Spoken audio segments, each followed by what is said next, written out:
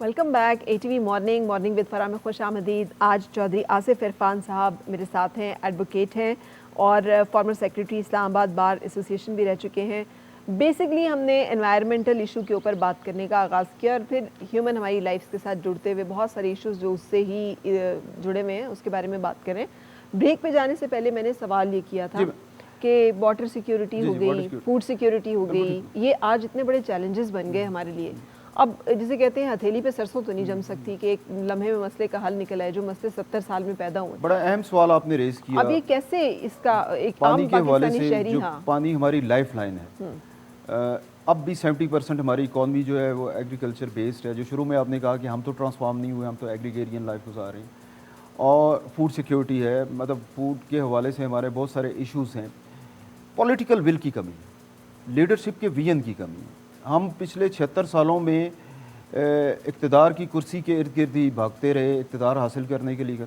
ये सारी चीज़ें एक नेशनल पॉलिसी का हिस्सा होना चाहिए। एक लॉन्ग टर्म सस्टेन्ड पॉलिसी जब तक नहीं होगी कि अगले 10 सालों तक हमने इकोनॉमी के इन मसाइल को लेकर कैसे चलना है, बताया कि ये मेरा पॉलिटिकल विल नहीं होगी तो ये मसाइल हल नहीं होंगे। आपने मुझे अभी बताया कि एक लीगल फंडामेंटल जो राइट्स हैं उसमें राइट टू लिव है।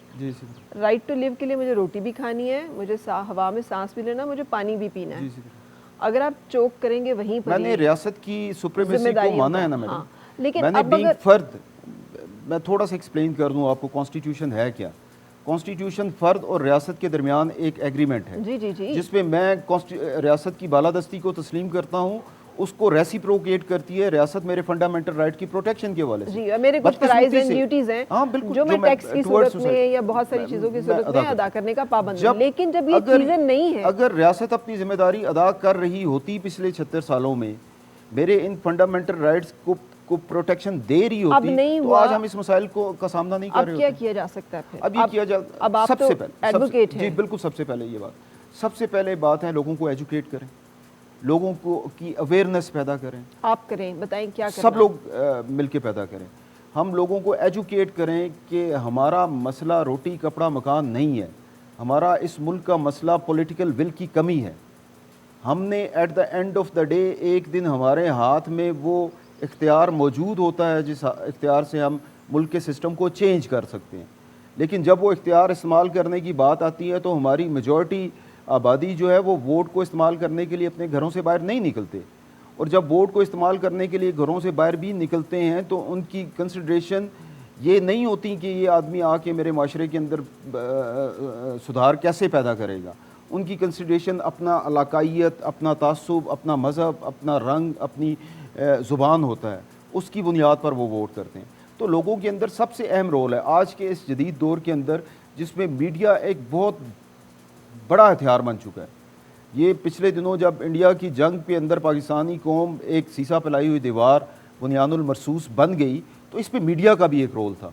मीडिया ने जिस तरह पाकिस्तान के मुकदमे को इंटरनेशनल सतह पे रखा, इसकी मिसाल पाकिस्तान की तारीख में कम ही मिलती है। तो मीडिया अवेयरनेस पैदा के अंदर इंतशार है और यहाँ पे डिविजन्स हैं और यहाँ पर ये मसाइल जो इनका शऊर नहीं है, तो ये भी क्या मीडिया का कसूर है? मीडिया का कसूर नहीं है, मैं बिल्कुल नहीं कह रहा, मैं आप पे कसूर नहीं ला रहा। मैं ये कह रहा हूँ कि मीडिया एक बहुत स्ट्रॉन्ग वेपन है जिसके ज़रिए हम अवेयरनेस पैदा कर सकते हैं। अवेयरनेस तो है, नहीं अवेयरनेस नहीं है ना। अवेयरनेस पैदा करनी है अपने लोगों को कि लोगों की कंसिडरेशन चेंज हो, लोगों की प्रायोरिटीज़ चेंज हों, लोग अपनी छोटे छोटे इंटरेस्ट के लिए अपने पॉलिटिकल फैसले ना करें, लोग in the long run in the better for the better future of Pakistan अपने पॉलिटिकल डिसीजंस करें। अभी तो हम क्या अपने इन फंडामेंटल राइट्स की प्रोटेक्शन के लिए हम क्या कर सकते हैं एज सिटीजन ऑफ पाकिस्तान, जब हमें पता है कि जंगलात भी काटे गए और काटे जा रहे हैं और जंगलात जमीन के ऊपर उतरे शॉर्ट टर्म के लिए तो आपके पास कानून मौजूद है, उनकी इन्फोर्समेंट के लिए आप अदालतों में जा सकते हैं। लेकिन फिर अगेन वही आपने जो बात की कि अदालतों के अंदर जो मसाइल हैं वो अपनी तरह, पहली दफ़ा रियासत पाकिस्तान ने एनवायरनमेंट को मेरे एक फंडामेंटल राइट के तौर पर एक्नॉलेज किया। ये छोटी बात नहीं है कि कॉन्स्टिट्यूशन के अंदर इस बात को इनकॉर्पोरेट कर दिया गया कि healthier sustainable environment is the right of every citizen of Pakistan. FIR काटूंगी जाके? नहीं, फिर क्या मैं जिस तरह फ्रीडम ऑफ एक्सप्रेशन है, आपके फ्रीडम ऑफ एक्सप्रेशन है, आपके फ्रीडम ऑफ एक्सप्रेशन पे अगर कट लगाती है स्टेट, तो आपके पास जो रास्ता है वो कॉन्स्टिट्यूशनल कोर्ट्स हैं। आप अदालत के अंदर जाके अपना मुकदमा रखती हैं यानी कि हमें जी मेरे इनमें से इस किसी राइट भी चीज़ के ऊपर बात करना है तो हमें एक वकील हायर करना है और उस जी। वकील के थ्रू हमें एक आप पिटीशन फाइल करनी personal in person petition file कर सकती हैं, कोई उस पर पाबंदी नहीं है आपके लिए। है। इन पर्सन पिटीशन जी बिल्कुल फाइल कर सकते हैं। ये सिविल कोर्ट सो में मोटो इख्तियार जो था ना अदालतों का, वो बदकिस्मती से 26वीं आईनी तरमीम में ख़त्म कर दिया गया। अच्छा। इसलिए अदालतें सो मोटो इख्तियार अब लेती नहीं है। अब आपको पिटीशन फाइल करनी पड़ेगी, किसी ऐसे वकील को फाइल एंगेज कर लें जो प्रोबोनो करे। अगर एक गरीब आदमी ये नहीं कर सकता तो मेरी खिदमात हाजिर हैं, मैं पिटीशन तो आपकी तरफ मैं से तो दे चाहूंगी कि आप पूरी पाकिस्तानी कौम की मैं तरफ पूरी से पाकिस्तानी कौम ये का वकील पिटीशन बन के फाइल करें। बिल्कुल फाइल इसलिए करें। हमारी फूड सिक्योरिटी है, But हमारी वाटर सिक्योरिटी का किसी को पिटिशनर होना जवाबदेह पड़ेगा। कौन है? प्रोसीजर के मुताबिक किसी को पिटिशनर होना पड़ेगा। जी, आज भी हम यू आर देखते मोर हैं। Than welcome. मैं आपकी तरफ से एक पिटीशन लगाता हूँ। हाँ जी, और प्लीज बिल्कुल लगाइए। लगी है। मैं आपको एक और मिसाल प्लीज लगाइए। मैं आपको ये एक एक मेरा मुझे लगता है ये कार्य खैर है। जी, मैं आपको एक हमारी मिसाल आने देता वाली नस्लों पे जो एहसान का एक सिलसिला है। 90s के अंदर एक न्यू मरी प्रोजेक्ट बना था, आपको याद होगा। एक बहुत बड़ा उसकी इश्तिहारात के ज़रिए उसकी पब्लिसिटी भी की गई। तो जब वो स्टार्ट हुआ तो सुप्रीम कोर्ट में एक मैटर पेंडिंग था जिसमें न्यू मरी प्रोजेक्ट का जिक्र आया। तो सुप्रीम कोर्ट के उस वक्त के चीफ जस्टिस ने सो मोटो एक्शन लिया और उस पे तमाम एनवायरमेंटल एस्पेक्ट को देखा गया कि ये इतने बड़े पैमाने पे जब जंगलात को काट के इसको सोसाइटी बनाई जाएगी, वहाँ पे मॉल्स बनने थे, वहाँ पे रेजिडेंशियल सोसाइटीज़ बननी थी, तो उसकी इम्प्लीकेशन उस एनवायरनमेंट पे क्या होंगी। तो एक्सपर्ट ओपिनियन लेने के बाद सुप्रीम कोर्ट ने एक्शन लिया और उस सोसाइटी को ख़त्म कर दिया गया। ठीक है। तो किसी बंदे को स्टैंड लेना पड़ेगा। आप बिल्कुल दुरुस्त कह रही हैं। मैं उठूँगा, ये सामने मेरे भाई खड़े हुए, ये उठेंगे, आप उठेंगी, हम अपनी आवाज़ को उठाएंगे। ठीक है। तो उसके बाद आवाज़ क्या से होगा? आवाज़ मिलेगी। आज हमने पिटीशन फाइल कर दी, फिर क्या होगा? पिटीशन फाइल होने के बाद सुप्रीम हाई कोर्ट या supreme court enforcement of fundamental right के हवाले से पहले तो देखेगी कि क्या मेरा कोई फंडामेंटल राइट उसे प्रेजुडिस हो रहा है। तो मैंने जैसे पहले आपको कहा कि पहली दफ़ा रियासत पाकिस्तान ने इस राइट को मेरे फंडामेंटल राइट के तौर पर एक्नॉलेज किया। तो उसके बाद एक्सपर्ट की ओपिनियन ली जाएगी, एक डाटा कलेक्ट किया जाएगा, डीपर उसकी इन्वेस्टिगेशन की जाएगी। अगर मेरी बात दुरुस्त हुई तो ऑब्वियसली सुप्रीम कोर्ट एक्शन लेगी उस पर। ये पिटीशन जो है डायरेक्ट सुप्रीम कोर्ट में जी हाई कोर्ट में अंडर आर्टिकल 199 आप हाई कोर्ट में जा सकते हैं। डायरेक्ट हाई कोर्ट 184(3) के तहत आप सुप्रीम कोर्ट के अंदर जा सकते हैं। और इसमें जो रिलीफ है उसका टाइम पीरियड क्या है? कितने टाइम में मिलेगा और क्या रिलीफ मिल सकता है? इतना लंबा टाइम पीरियड नहीं है। जिस तरह एक सिविल लिटिगेशन होती है ना, सिविल अदालत के अंदर आप सूट फाइल करेंगे तो वो दहाइयाँ लगेंगी, उसकी एविडेंस रिकॉर्ड होगी और एक लंबा प्रोसीजर होगा। यही तो मैं आपको बताना चाह रहा हूँ कि ये बड़ी अहम डेवलपमेंट है। जी जी जी। लेकिन सर जो आप बता रहे हैं फंडामेंटल राइट के तौर पर इसको एक्नॉलेज किया गया। लेकिन जो आप बता रहे हैं इट इज़ आई ओपनर कि इसका मतलब ये है कि अगर इस पे कोई किसी ने कभी पिटीशन फाइल नहीं की या की और उसका कोई कार्रवाई नहीं हुई है, उस पर कोई जवाब नहीं आया। अभी तो चूंकि ये रिसेंटली 26 अमेंडमेंट के जरिए आर्टिकल 9A को इंडल्ज किया गया कानून के अंदर, तो आने वाले दिनों में आप देखेंगी कि इस वाले से जब जैसे जैसे अवेयरनेस है, मतलब आपका ये आज का प्रोग्राम एक अवेयरनेस है। लोगों को बता रहा हूँ मैं, पाकिस्तान की आवाम को मैं बता रहा हूँ कि आपके इन्वायरमेंटल राइट को रियासत पाकिस्तान ने एक्नॉलेज किया एज अ फंडामेंटल राइट। जिस तरह मेरा राइट टू लिव है, जिस तरह मेरा right of freedom of expression है, जिस तरह मेरा राइट ऑफ एसोसिएशन है, इसी तरह आईने पाकिस्तान ने, रियासत पाकिस्तान ने पहली दफ़ा एक्नॉलेज किया कि यस, आसिफ इरफान को एक हेल्दी और सस्टेनेबल एनवायरनमेंट देनी चाहिए। ये इसका राइट है। एक कानून साजी मेरा ख्याल है ज़रई ज़मीनों के हवाले से भी कुछ हुई लेजिस्लेशन कि ज़रई ज़मीनें जो हैं वो रिहायशी उसका हिस्सा नहीं बन सकती। इस हवाले से देखिए, इस वाले से तो कानून मौजूद हैं, ऑलरेडी बहुत सारे कानून मौजूद हैं। शामलात लैंड के हवाले से बड़ी एक्सटेंसिव कानून मौजूद हैं कि उनको कन्वर्ट नहीं किया जा सकता। That are meant for community welfare, that are meant for utilization of the whole community. लेकिन अगेन उस पर अमल दरामद की बात है। पूरा सिस्टम कॉम्प्रोमाइज्ड है।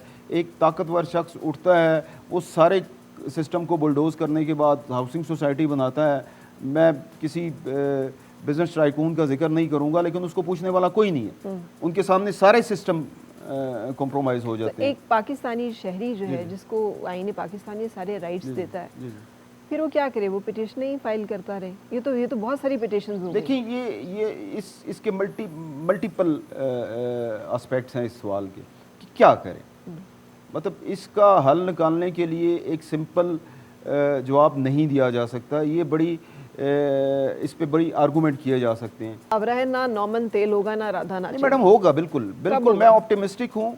पाकिस्तानी अवाम के अंदर अवेयरनेस आ रही है, बिल्कुल ऑप्टिमिस्टिक सोच के साथ। अगर आप देखें अवेयरनेस तो आ रही है, आगे चैनल्स क्या हैं उस अवेयरनेस को वो कहाँ पे क्या मीम्स बना के निकाल दें, वो निकाल देते हैं। नहीं, मीम्स बना, क्या वो सोशल मीडिया के बनाने का भी जाहिर है, उसको एक फोरम मिल गया अपने अंदर का कैथारसिस करने का, अपने अंदर की सोच को। जब वो जब सीरियस अंदाज में कोई बात करेगा ना मैम, तो उसको उठा लिया जाएगा, तब वो मीम्स बनाता है और अपने अंदर के कैथारसिस करता है, अपने अंदर की सोच को बाहर लेके आता है। मीम्स बनाना भी ठीक बात है, मीम्स बनाना भी वो अपनी ज़ात के अंदर से अपनी कैथारसिस कर रहा है। लेकिन मैंने आपको यही बात बताई है कि ये जो क्वेश्चन आपने मुझसे पूछा है कि ये चेंज कैसे आएगी, ये मल्टी डायमेंशनल एस्पेक्ट हैं।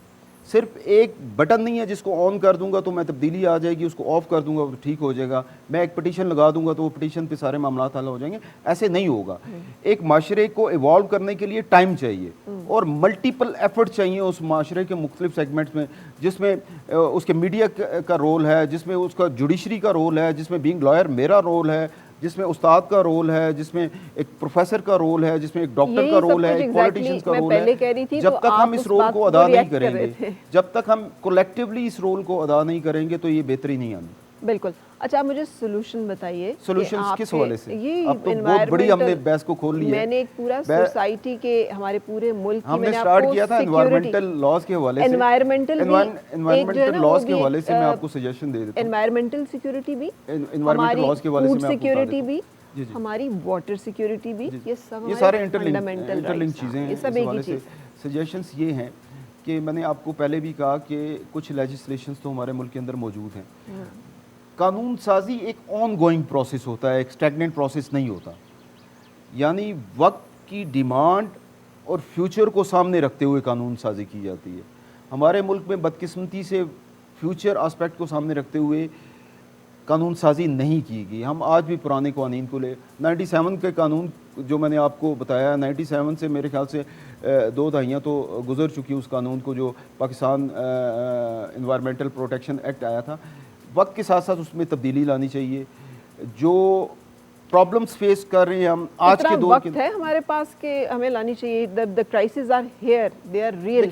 हमारे यहाँ किसी जगह से तो हम स्टार्ट करेंगे ना। हमारे यहाँ बारिशें वो होना शुरू हो गई हैं कि जो सैलाब और तबाही का जरिया तो स्टार्ट करेंगे। एक दो एस्पेक्ट है ना, एक ग्लेशियर मेल्टिंग हो रही है, एक लेजिस्लेटिव एस्पेक्ट है कि लेजिस्लेशन करके इन चीज़ों को स्ट्रीमलाइन किया जाए कि ये प्रॉब्लम्स हैं, इनको आइडेंटिफाई करके उनको कैसे कर्टेल किया जा सकता है। दूसरा, एडमिनिस्ट्रेटिव लेवल पे भी जो आप कह रही हैं कि फौरी तौर पे जो चीज़ें की जाती हैं, वो एडमिनिस्ट्रेटिव लेवल पे उसको किया जा सकता है। रेजरवायर्स बनाए जा सकते हैं, एक पॉलिटिकल बिल होनी चाहिए। हम एक काला बाग डैम नहीं बना सके, मतलब उसको और भी कई हैं जो पेंडिंग में हैं, जिनके अखराजात बढ़ते चले जा रहे हैं। दियामार डैम है, जिनके ऊपर बहरहाल इस वक्त वर्क हो रहा है, लेकिन एक नेशनल कंसेंसस की ज़रूरत है। पूरी कौम के अंदर कंसेंसस डेवलप करने की ज़रूरत है। इतनी बड़ी कम्युनिटी है, लॉयर्स जो कम्युनिटी है, it is one of the strongest communities in Pakistan, जहाँ जब दिल करे आप पूरे मुल्क का पहिया जाम कर देते हैं, हड़ताल कर देते हैं। काश हम ऐसा कर सकें। आप लोगों ने किया हुआ है, आप लोगों ने एक डिक्टेटर को निकाला हुआ है। दुरुस्त बात इतनी बड़ी मूवमेंट चलाई हुई है अपने राइट्स के लिए। बिल्कुल ठीक बात है। So when it comes to the national security issues, हमें इसमें प्रोएक्टिव रोल अदा करना चाहिए। हम बार कौंसिल लेवल पे देखिए, हमारा रेलिवेंट सब्जेक्ट क्या है।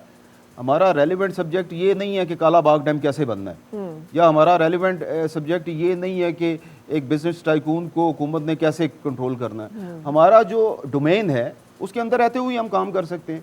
उसके अंदर रहते हुए हम क्या सजेशंस दे सकते हैं। हम टाइम टू टाइम गवर्नमेंट को ये सजेशंस देते हैं और देते रहेंगे कि जो एग्जिस्टिंग लॉज हैं, जो एग्जिस्टिंग कानून का सिस्टम है, ये क्यों स्टैग्नेंट हो गया है। आज पाकिस्तान का जुडिशल सिस्टम पाकिस्तान के आम आवाम को इंसाफ देने में क्यों नाकाम है। इस हवाले से जो हमारा रेलिवेंट डोमेन है, उस हवाले से क्यों नाकाम है। प्रोसीजरल लॉज जो है उनको चेंजिंग एनवायरनमेंट के साथ चेंज नहीं किया गया। मैं प्रोसीजरल लॉ को चेंजिंग एनवायरनमेंट के साथ चेंज नहीं किया गया। देखिए ये जो एक लिमिट हो सकता है, जी जैसे कुछ मैं थोड़ी सी आपको एक्सप्लेन कर दूं अपने आर्गुमेंट को, एक्सप्लेन कर दूं थोड़ा सा। एक छोटा सा उसके साथ ज़िमनी क्वेश्चन ऐड कर लीजिए। लिमिट्स हैं कुछ चीज़ों में कि ये केस जो है ये इतने अरसे से आगे जाएगा, शरीयत कोर्ट में वो वैलिड है कि 6 महीने में ये फैसला होना है। सारी चीज़ों को आपको एक्सप्लेन सिविल में आज तक हम क्यों नहीं लिमिट कर पाए कि ये मामला जो है 1 साल के अंदर इट इज़ बाउंड कि ये खत्म होगा। मैं बताता हूँ आपको, बिल्कुल आपका बड़ा पर्टिनेंट क्वेश्चन है। कुरान एक इल्हामी किताब है ना, अल्लाह की तरफ से दी हुई किताब है। अल्लाह की तरफ से दिया हुआ कानून तो अल्टीमेट कानून है, लेकिन फिर भी इजमा इज्तिहाद का एक दरवाज़ा रखा है, क्योंकि कुरान के बुनियादी प्रिंसिपल्स को सामने रखते हुए, जो वक्त की डिमांड है और मसाइल हैं उनको सामने रखते हुए इजमा और इज्तिहाद करके नई कानून साजी की जा सकती है। इसी तरह मैं आज एक कानून बनाऊंगा तो अब उसको फोरसाइट करते हुए प्रॉब्लम्स को आज से 10 साल की रिक्वायरमेंट को सामने रखते हुए बना सकता हूँ, लेकिन 50 साल बाद जिस तरह माशरे चेंज हो रहे हैं, मैं एक कानून बनाऊंगा वो रिडंडेंट कानून हो जाएगा आज से 15 साल बाद, 20 साल बाद। इसको लिमिट क्यों नहीं किया जा सकता? बदकिस्मती उसकी तरफ मैं आ रहा हूँ। आपकी बदकिस्मती से मैं फिर आपको at the cost of repetition में कहूँगा, आज ज़ाब्ता दीवानी 1908 काम चला रहे हैं। वो ठीक है सर, आज ज़ाब्ता मुझे सिर्फ फौजदारी 1893 काम चला। हमारी इतनी स्ट्रांग है, अगर बार कौंसिल तो ये नहीं कर सकती ना मैम। बार कौंसिल डंडा लेके पार्लियामेंट में चढ़ाई करेगी तो हमारे ऊपर 780 के पर्चे हो जाएंगे। ठीक है, हमारा काम ये है कि हमने सजेस्ट करना है पार्लियामेंट को कि ये लूप होल्स हैं। आपने वो सुना हुआ है ना मुहावरा, जो कुड़ी मुंडा राजी ते की करेगा काजी। जी, कुड़ी राजी नहीं होती ना, ये जो पार्लियामेंट है ये कुड़ी है, ये हमारे साथ राजी नहीं हो रही। तैयार है इस चेंजेस के लिए, then where lies the issue? Madam हम सजेशंस दे सकते हैं ना। देखिए, जिसके करने का काम है उसने करना है ना। प्रोसीजर के अंदर अमेंडमेंट ना आप कर सकती हैं being a part of media, ना मैं कर सकता हूँ being a part of parliament legal fraternity. लेकिन आप इस पे एग्री तो करते हैं जी ना? बिल्कुल, मैं तो कह रहा हूँ, मैं जुल्म का आगाज यहाँ से होता है। बोन ऑफ कंटेंशन ही ये है कि हमारे प्रोसीजरल लॉज के अंदर जब एक आदमी 22 साल तक एक मुकदमा लड़ता रहे जिसमें वो राइट पर है 25 साल तक, और फिर उसकी डेथ हो जाए और ये साबित हो कि जी ये इसका ये बेकसूर है, और उसको फांसी चढ़ जाए, तो पता चले कि जी उसका जुर्म नहीं था। आपका इससे बड़ा जुल्म और क्या आपका कभी चक्कर डिस्ट्रिक्ट कोर्ट्स में लगे? बहुत दफा लगे। अच्छा है, फिर हम आपसे बात की जा सकती है। एक जो मैजिस्ट्रेट है ना, उसके अदालत के बाहर एक कॉज लिस्ट लगी होती है, आपने देखी होगी। उस कॉज लिस्ट के अंदर उस दिन में उसको 250 केसेस में बहस भी सुननी है, एविडेंस भी रिकॉर्ड करनी है, which is none too impossible. ये ह्यूमनली पॉसिबल नहीं है कि आप उससे एक्सपेक्ट करें कि वो एक दिन की 150-200 की कॉज लिस्ट पे इंसाफ कर सके। ये हो नहीं सकता। ज़रूरत इस अमर की है कि बदकिस्मती से जुडिशल सिस्टम हमारे एलीट क्लास की, हमारे हुक्मरान इशराफिया की प्रायोरिटी लिस्ट पे कहीं नहीं है, कहीं भी नहीं है। ज़रूरत इस अमर की है इन प्रोसीजर लॉज को चेंज किया जाए, आज की डिमांड्स को सामने रखते हुए इनमें अमेंडमेंट की जाए, इसमें वकला को, जुडिशरी को और लिटिगेंट्स को, जो अहम स्टेक होल्डर हैं, इनका इनपुट लेने के बाद इस सिस्टम को चेंज किया जाए, अमेंडमेंट्स की जाए, अक्रॉस द बोर्ड अमेंडमेंट की जाए। एक बात आगे, जो एग्जिस्टिंग सिस्टम है, नंबर ऑफ जजेस को इंक्रीज किया जाए। अदालतों की हालत आप देखिए, मछली मंडी की तरह की अदालतों की हालत है। एक तरफ आप पावर कॉरिडोर्स के अंदर चले जाए तो महल्लात के अंदर वो रह रहे हैं हमारे हुक्मरान, और जो सबसे बुनियादी पिलर है हमारी सोसाइटी का, जुडिशरी, उसको इस तरह नेग्लेक्ट किया जा रहा है कि वहाँ पे आप जब जाके देखते हैं तो वो आपको फिश मार्केट नजर आती है। आपने list of things to do दी है, ये कब तक हो जाएगी? कोई हमारी कौन सी वाली नस्ल जो है वो देख लेगी? कौमों की जिंदगी में 75-76 साल मैडम बहुत कम होते हैं। इंसान की जिंदगी में मैं अपनी जिंदगी के अपनी जिंदगी के हवाले से तो बात करता हूँ। मेरी मीन एंड माइजर सोच ये है ना कि मुझे अपनी जिंदगी में कुछ मिल जाए। मैंने ह्यूमैनिटी को सर्व करना है। मेरा फंडामेंटल राइट सर मेरी लाइफ के लिए ना, मैं इसलिए बात करूंगा, मैं फंडामेंटल राइट की बात कर रही हूँ। अगर मैं अपना ये ज़हन बना लूँ ना कि शायद मुझे मेरी ज़िंदगी के अंदर मेरे फंडामेंटल राइट्स नहीं मिल सके, लेकिन मेरी आने वाली नस्लों को उनके फंडामेंटल राइट्स की प्रोटेक्शन के लिए मैं कोई काम कर सकूं, तो मुझे करना चाहिए। इससे बड़ा one have to start. Madam आज से आप स्टार्ट कर लें जी, लेकिन सर आप इससे एग्री करते हैं क्या? इससे क्या आप एग्री करते हैं कि इससे बड़ा जुल्म और कोई नहीं है कि मैं अपनी एक जायदाद के लिए मुकदमा करूं, कोई दूसरी राय नहीं कि ये मेरा, मैं राइट पर हूँ, इसमें कोई दूसरी और मुझे उसका सारी मेरी जिंदगी गुजर जाए और मुझे उसका फैसला ना मिले, बहुत बड़ा जुल्म, और मैं उसको सफर करते हुए कहूँ कि अल्लाह की अदालत में होगा। बहुत बड़ा जुल्म है। किसकी तरफ से हो रहा है जुल्म? ये पूरे सिस्टम की तरफ से हो रहा है, पूरी रियासत की तरफ से हो रहा है। रियासत की तरफ से हो रहा है। वही रियासत जो कह रही है कि मेरा ये राइट है, उसकी तरफ से जुल्म हो रहा है। उसी की तरफ से जिस राइट ने जिस राइट की सुप्रीमेसी को मैंने इसलिए तस्लीम किया था कि ये रियासत मेरे फंडामेंटल राइट्स की प्रोटेक्शन करेगी, इसलिए मैंने इस रियासत को तस्लीम किया ना। इसलिए मैंने आईने पाकिस्तान को तस्लीम किया कि जो मेरे फंडामेंटल राइट्स को हैं इनको ये रियासत प्रोटेक्ट करेगी, लेकिन रियासत अपने एग्रीमेंट से बैकआउट कर गई। रियासत तो को कसूर तो रियासत का है। कितना ब्रूटल होना चाहिए देन इन्फोर्सिंग दिस लॉस, और बीच में रियासत जो को बिल्कुल ब्रूटल होना चाहिए। रियासत कानून की आंखें नहीं होती, वो नहीं देखता कि मेरे सामने एक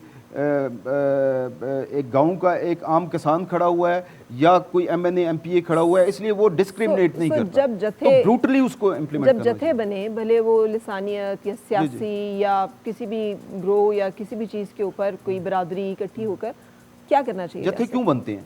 क्यों बनते हैं जत्थे जब माशरे के अंदर इंसाफ नहीं होता। जब पहले हमने शुरू किया था कि हज़रत उमर रज़ी जब अल्लाह लोग ताला अन्हु कानून अपने हाथ में लेते हैं, जब स्टेट इंसाफ नहीं कर रही होगी ना, तो फिर महरूमी पैदा होगी। तो रियासत को क्या करना चाहिए? जब अदालतें इंसाफ नहीं कर रही होंगी तो महरूमी पैदा होगी, एंड महरूमी लीड्स टू बगावत, महरूमी लीड्स टू दीज जथास, और ये जथे वाली पॉलिटिक्स सामने आएगी। Thank you very much for joining. It is an endless debate, लेकिन एज़ पाकिस्तानी, एक मुहिब्बे वतन पाकिस्तानी होने के नाते मुझे इस चीज़ का बहुत दुख है कि हम लोग इस जगह को, इस मुल्क को उस तरह से नहीं बना सके जिसका कि पोटेंशियल भी है और जिसके तमाम अल्लाह ताला ने वसाइल भी दिए। उसके जिम्मेदार जो हैं, जिसके जिम्मेदार जो हैं वो, जिसके जिम्मेदार जो लोग हैं, उसका वो सब हम सब पूरा सिस्टम उसका जिम्मेदार है। जब आप जिम्मेदारी को बहुत स्प्रेड कर देते हैं तो फिर उसका मतलब होता है कि आप जिम्मेदारी को उठाना चाहिए। मैं जिम्मेदार हूँ,